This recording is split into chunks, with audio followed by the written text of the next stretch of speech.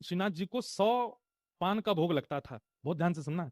तो एक रामदास भीतरिया करके सेवा करते थे श्रीनाथ जी के आसपास, पोंछा लगावे की सेवा, आरती सजावे की सेवा, आदि आदि सेवा। भीतरिया दो सेवक होते हैं, एक होते हैं भीतरिया, एक होते हैं भारिया। भीतरिया वो जो गर्भगृह के अंदर जा सकते हैं, भारिया वो जो बाहर बाहर की सेवा करते हैं। तो रामदास भीतरिया जो थे ये गोसाई श्री विठलनाथ जी के शिष्य थे। ये जाते थे श्रीनाथ जी के मंदिर में सेवा करने, भीतर पोंछा आदि करने। तो जब ये पोंछा आदि करते थे तो श्रीनाथ जी खड़े खड़े इनको इशारा करते, ए सुन, ऐसे इशारे करते। अब ये आवाज कहां से आ रही है? फिर ठाकुर जी करें, अब ये ऊपर देखे ठाकुर जी को, ठाकुर जी ऐसे खड़े, आसपास कोई है नहीं, भाई आवाज कौन करता है? तो एक बार तो घबरा गया, हुआ आ गो मंदिर में। लेकिन फिर ठाकुर जी ने इसको ऐसे बॉम मटका के इशारा किया। रामदास तो अरे अरे जय जय, आप बुला रहे हैं मुकु। ठाकुर जी ने फिर इसको, प्रत्यक्ष ठाकुर जी लीला सबके सामने नहीं करते हैं, परंतु रामदास के द्वारा गुसाई जी को संदेश भेजना है, इसलिए ठाकुर जी लीला कर रहे हैं। जय जय, आप कछु आज्ञा कर रहे हैं।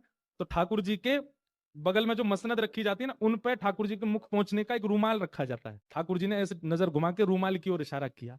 कोई था नहीं मंदिर में, दो चार लोग दर्शन कर रहे थे। इसने धीमे से वो रूमाल उठाया और रूमाल खोल के देखा तो ठाकुर जी जो 100 पान खाते थे उसकी जो पीक निकलती थी, उस पीक से ठाकुर जी ने पत्र लिखा था गोसाई श्री विठलनाथ जी के लिए। और वो पत्र लिखा था, उसमें प्रथम ही ठाकुर जी ने लिखी है, रामदास पत्र मत पढ़ियो, ले जाके गोसाई जी को दे दे। रामदास के तो नेत्र सजल हो गए, ठाकुर जी लीला करते। और रोज रामदास क्या करता, 2 रूमाल रखता, एक तो वहां पधरा देता और एक वहां से उठा के जेब में धर के ले जाता और गोसाई जी के पास जाता। गोसाई जी आज ठाकुर जी ने कृपा के, बोले हाँ प्रसाद भेजा होगा दे दो। नहीं प्रसाद नहीं, आज तो पत्र भेजा है। गोसाई जी ने जैसे ही वो रूमाल खोल करके देखा, ठाकुर जी ने अपनी पीक से जो पान की लाल लाल निकलती वहां से ठाकुर जी ने पत्र लिखा।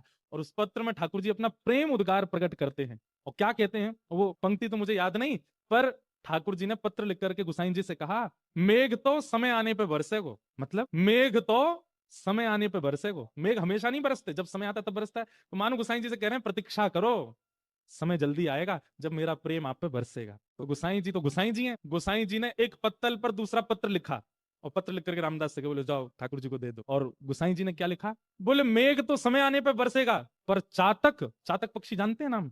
एक तो आजकल लोग जानते नहीं, इतनी व्याख्या करनी पड़ती है। चातक पक्षी जो होता है वो पूरे साल प्यासा रहता है। उसका नियम है वो नदी का पानी नहीं पिएगा, वो पोखर तालाब का पानी नहीं पीता।